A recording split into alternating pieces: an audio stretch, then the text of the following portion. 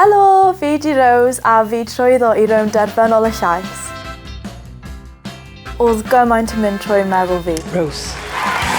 O fi'n eitha drist I angen gadael ffrindiau fi wedi wneud ar y ffordd oedd y tîm Aleighicia yn ardderchog a fi'n just gadael nhw, ond hefyd yn really falch bod fi wedi wneud mor bell hyd yn hyn. Just gallu perfformio ar sioe fan mor masif a gyda band mor amazing ac o flaen role models fi, fi'n meddwl y perfformiad yn bennaf.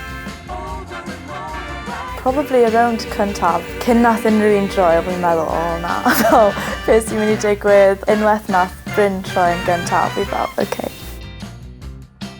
Sgwennu, fi'n hoffi fel bach o balad, bach o gan drist, ond wedyn perfformio, fi'n licio wneud caneuon rock neu soul.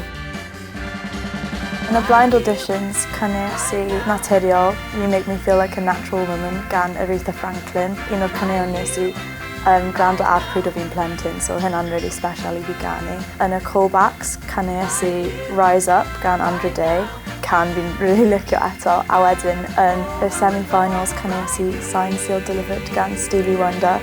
A oedd hynna'n really nice achos oedd y bach mwy upbeat a fi'n teimlo fel o fi gallu dawnsio a mwynhau perfformiad.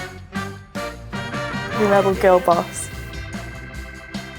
Just mwynhau'r perfformiad a trwy hynna wneud i'r gynulleidfa teimlo rhywbeth a fi'n meddwl cael neges y can trwyodd.